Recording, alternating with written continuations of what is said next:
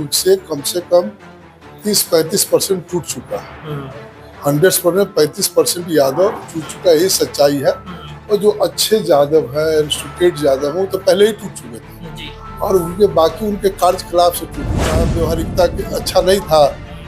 अब पाँच वो सिरिंज है भाई, 5 वो सिरिंज है, 5 खून चूसने वाला है। एक उसे तो चल सकल है, 4 वो और एक्स्ट्रा है। उनकर बेटी है, दोनों बेटा है, स्वयं है, राबड़ी दी है, तो इतना कितना सिरिंज से खून पिछवाइएगा। इससे कहते हैं कि खाटी अहिर मतलब लालू यादव। वो अहिर है नहीं है, अहिर नहीं है, जो यादव है नहीं है, प्रूफ कर दे।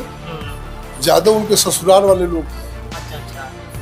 यादव उनके ससुराल वाले लोग हैं, साधु जी हैं, चाहे और उनके भाई लोग, ये लोग यादव, वो यादव नहीं, वो यादव नहीं। तैयारी आपकी भी है इस बार?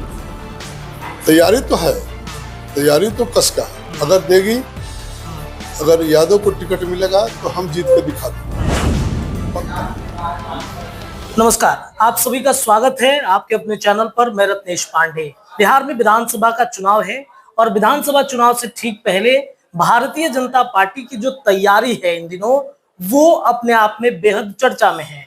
आपने देखा कि दिल्ली में चौंकाने वाला फैसला बीजेपी के पक्ष में आया, तो बीजेपी ने ठान लिया कि वही रणनीति बिहार में अपनानी होगी। लेकिन बिहार की राहें भाजपा के लिए कठिन भी है और आसान भी है।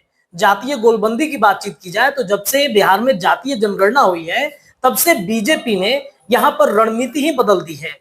अब बीजेपी के पास एक बड़ा मौका है 2025 में इसे लपकने का। कैसे लपकेंगे? जातीय गोलबंदी में अगर देखा जाए तो यादव और मुस्लिम का जो समीकरण है, जिस समीकरण के तहत आरजेडी ने कई सालों तक सत्ता में अपनी स्थिति कायम रखी, और अब बारी बीजेपी के है। बीजेपी में लगातार यादवों को लेकर के, जो यादव नेता हैं उनको लेकर के कई तरह की रणनीतियां बनाई जाती हैं, लेकिन वो रणनीति समय समय पर फेल होता है। 2025 चुनाव में यादवों की क्या स्थिति है भारतीय जनता पार्टी में? यादव नेता कैसे अपने आप को, पार्टी को मजबूत करेंगे, अपने जो उनका जो परिस्थिति है वो कैसे मजबूत करेंगे, इसको लेकर के आज चर्चा करेंगे। हमारे साथ बीजेपी के कद्दावर नेता बच्चा यादव जी मौजूद है। सर, आपका बहुत बहुत स्वागत है हमारे चैनल पर। आपको भी, आपके चैनल को भी। सर, एक चर्चा है कि बीजेपी में यादव, मतलब बहुत ज्यादा यादव नेता सक्रिय नहीं रहते हैं। यादव जब भी जाते हैं तो वो लालू प्रसाद यादव के साथ चले जाते हैं। बीजेपी कैसे इस चीज को मानती है कि भाई नहीं, यादव हमारे साथ भी जुड़े हुए हैं, यादव वोट बैंक को लेकर के हम भी रणनीति बनाते हैं? ऐसा कुछ लोग भ्रम फैलाए हुए हैं। ऐसा अगर होता तो 2010 के बाद लालू प्रसाद यादव 6 चुनाव हार गए जी। सारण जिला से 2 बार चुनाव हार गए, राबड़ी देवी हारी जी, राजीव प्रताप रूडी से जी। उसके बाद 2010 में मेरी पत्नी लड़ी थी कांग्रेस से, राघोपुर से, वहां से उनकी पत्नी हारी। सोनपुर से भी हारी, वहां से 2 चुनाव हो गया जी। 2 पार्लियामेंट चुनाव हो गया जी। 2 राम कृपाल बाबू से हो गया। 6 चुनाव हार गए। यादव बहुल क्षेत्र है, चाहे वो दानापुर हो या छपरा हो या राघोपुर हो। राघोपुर से ज्यादा तो नहीं है कहीं, नहीं। और वहां से चुनाव हार गए। तो इससे क्या साबित होता है? यादव उनसे कम 30-35% टूट चुका है। 100% 35% यादव टूट चुका है, ये सच्चाई है। और जो अच्छे यादव है, एरिस्टोक्रेट यादव है, वो तो पहले ही टूट चुके थे और उनके बाकी उनके कार्यकलाप से टूट गया। जो उनका भाषा है, जो उनका शैली है, बहुत लोगों को सूट नहीं करता है। अब गरीब उनका लोग जो अखबार नहीं पढ़ता है, उसको थोड़ी ना किसी से मतलब है।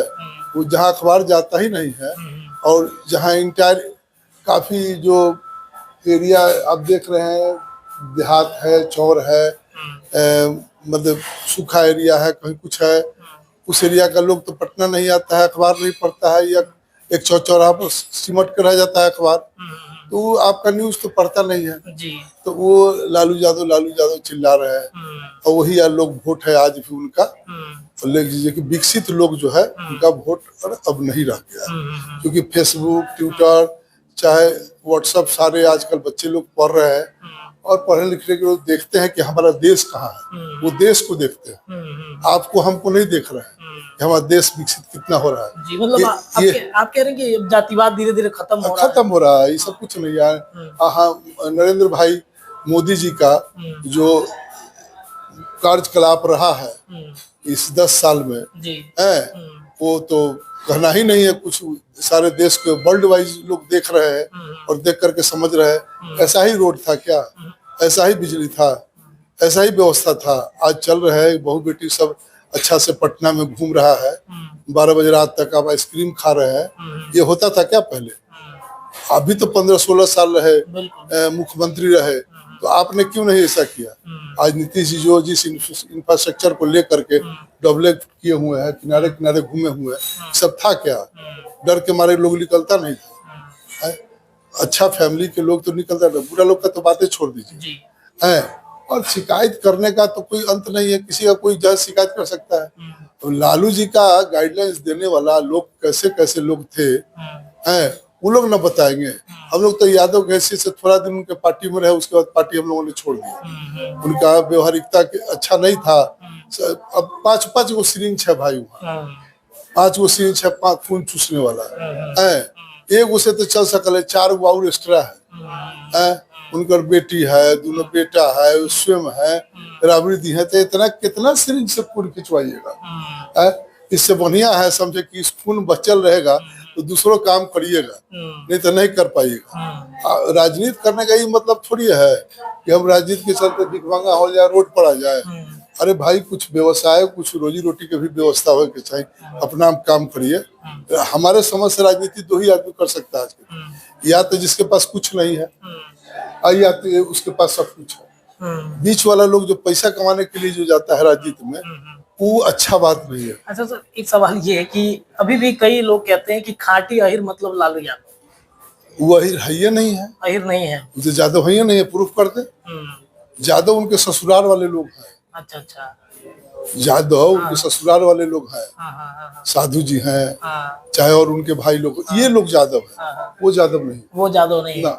अच्छा, आप जिस क्षेत्र से सर आते हैं, सोनपुर बाहुल्य आपका क्षेत्र है, जिस क्षेत्र से आप आते हैं, वहां पे भी यादव की एक बड़ी आबादी है और वहां पे भी कई तरह की चर्चा है, आपके बारे में चर्चा है कि आपको एक मौका मिले तो शायद आप ये जो समीकरण है उसमें आप सेंधमारी कर सकते हैं, एक बड़ी सेंधमारी कर सकते हैं। भाई बीजेपी में कुछ अच्छा नहीं होता है, ऐसा है ना। बीजेपी बहुत सुलझी हुई पार्टी है। शीर्ष नेतृत्व जो फैसला लेगा वही मान्य होता है, और ये सब तो शीर्ष नेता ही, पर हम लोग तो उनके साथ है, एक कार्यकर्ता है, हम लोग काम कर रहे हैं, पार्टी के लिए काम करते हैं। पार्टी जहाँ से हम प्रभार दिए हुए हैं वहाँ के प्रभारी हैं। सोनपुर मेरा जो वहाँ घर है मेरा, हम राजनीति किए हैं समझी सोनपुर से, तो अगर पार्टी वैसा समझेगी तो कुछ करेगी। ऐसा कुछ हम जोर जबरदस्ती तो है नहीं। हमारे पार्टी में सिस्टम बहुत है, तौर तरीका है, उससे चलता है।